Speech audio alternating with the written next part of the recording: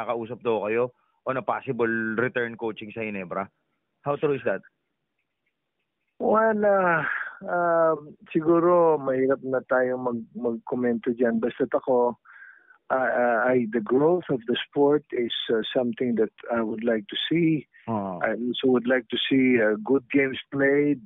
And, while there should be some adjustments to certain matters, which is going to be good for the sport, ang importante is we have more of these activities, no? Dahil we have to put the line, the frame, yung mind frame of number one, how it is to be competitive in the right spirit.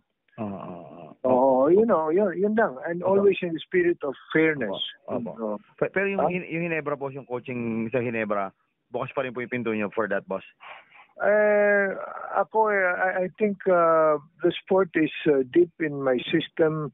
Hindi na mawawala yan. I'm a product of that arena, and I'm proud of it. And I hope it grows. So if there are things that I can do to make it flourish and help, and as long as the conditions are all right, meaning, alam mo na, unang-una malinaw ang mga usap-usapan at maganda yung patutunguhan, ready tayo. Kahit in many ways. Hindi naman tayo nawala dyan. Nandyan tayo lagi nandyan tayo. So, pero nag-usap po kayo, boss? May in-offer sa inyo? Na gano'n? Yung ganyan, huwag na akong isali dyan. Isali sa mga offer. Hindi kasi marami nagtatanong na pansyo hanggang ngayon, parang mainit pa rin talaga sila na makakita kayo ulit sa basketball court. Well, nandiyan nagpapasyal naman tayo. But sabi ko nga, kahit hindi tayo nandun physically, we are following all the games. And as I said, it's exciting because there are, a good number of players that show the dedication to the sport, which is very important para mag-continue yung laro na yan at pagmamahal ng tao dyan sa laro na yan. Opo. Pero makita pa ho kaya namin kayo sa hardcourt ulit, boss? Kasi ako, isa ako sa nag-aabang eh. Salamat.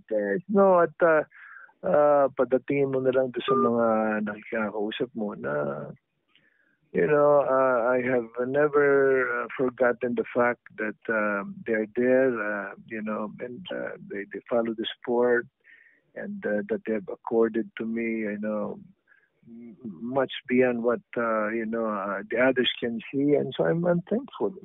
Opo. Ang pagmamahal nila wala namang kakupas-kupas. Opo. So i-double check ko lang, boss, baka magkamali ako ng quota. So if there is a good opportunity for you to return, you might probably review it, boss. Pero sa ngayon parang wala pa.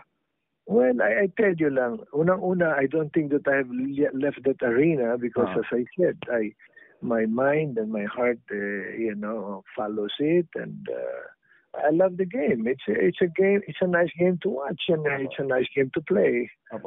Yun lang. Pero buti boss, hindi kayo nakakatinang bumalik kasi, di ba, ito yung battlefield niyo eh. Kumbaga kayo yung pinaka-main gladiator ng PBA, di ba, boss? So minsan wala kayo itch to return? Yung competitive spirit natin is, always there, and maybe have multiplied, but all of us grow in different ways, no? So as I said, minsan siyempre pag may nakikita ka na pwedeng matulungan o magampanan, siyempre you're itching, but ang pinakamahirap yung basta't papasok ka diyan at hindi naman malinaw ang mga usapan, alam mo, ayoko nang malabo eh. Opo. So kung if ever, boss, gusto niyo may full control kayo, no? Like sa Ginebra na ginawa niyo before, no? Full control is always relevant, no? What are you in control of, etc. Ganun. Ang importante diyan is nagkakaintindihan kayo, kahit saan ka nandun, kailangan malinaw, what are you supposed to do? I see a lot of players that are going to be, fantastic players because they have the build, the size, But you have to do so many things, and just to prepare their thoughts. Unang-una yung puso nila, pagmamahal sa laro, pagmamahal sa mga sponsors nila, pagmamahal sa trabaho, at lalo na pagmamahal sa tao. Yun lang. Pero na panahon niyo ba? Sige na, kamote ka. Nasa meeting ako. Okay, hindi ko akalain at may... Spin.